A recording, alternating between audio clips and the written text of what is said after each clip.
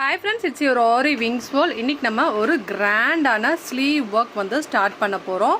இதில் நான் உங்களுக்கு பைப்பிங் த்ரெட் பற்றி ரொம்ப முக்கியமான டிப்ஸ் வந்து சொல்லிக் கொடுக்க போகிறேன்.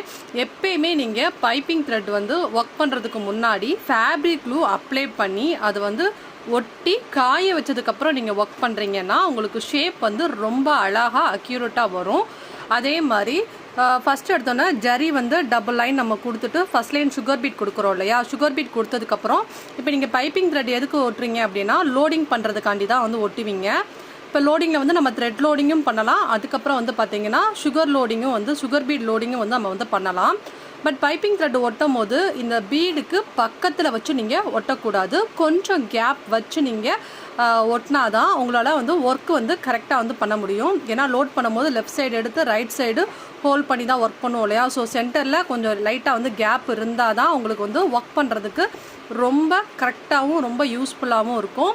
அதே மாதிரி பிகினர்ஸாக இருக்கிறவங்க வந்து மேக்ஸிமம் டேரெக்டாக வந்து பைப்பிங் த்ரெட் வச்சு ஒர்க் பண்ணாதீங்க. அந்த மாதிரி நீங்கள் ஒர்க் பண்ணிங்கன்னா உங்களுக்கு ஒர்க் வந்து வளைஞ்சு நெனைஞ்சு ஃபினிஷிங் இல்லாமல் வரும். இந்த மாதிரி நீங்கள் ஒட்டி அதுக்கப்புறம் வந்து ஒர்க் பண்ணுறீங்க அப்படின்னா உங்களுக்கு ஷேப் ரொம்ப அக்யூரேட்டாக அழகாக வரும். இப்போ நீங்கள் என்ன ஷேப் வேணாலும் நீங்கள் வந்து ஒர்க் பண்ணலாம். திலகமாக இருக்கட்டும், ஸ்கொயர் ஷேப்பாக இருக்கட்டும், டைமண்டாக இருக்கட்டும், அந்த ஷேப்ஸில் நீங்கள் கரெக்டாக பைப்பிங் த்ரெட்டு ஒட்டிட்டு அதுக்கப்புறம் அதில் ஒர்க் பண்ணிங்கன்னா உங்களுக்கு ரொம்ப அழகாக ஒர்க் வரும்.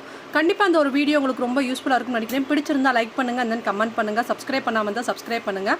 வேறு ஏதாவது டவுட்ஸ் இருக்குது அப்படின்னா கமெண்ட் செக்ஷனில் கமெண்ட் பண்ணுங்கள். நெக்ஸ்ட் வீடியோவில் அதை எப்படி வந்து சரி பண்ணுறதுன்னு உங்களுக்கு வந்து நான் வீடியோ போடுவேன்.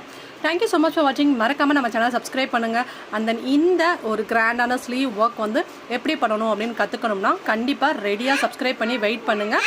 பிகாஸ் நம்ம செம்மையாக அந்த டிசைன் வந்து டுட்டோரியல் வந்து போட போகிறோம். பாய், ஹேவ் எ நைஸ் டே.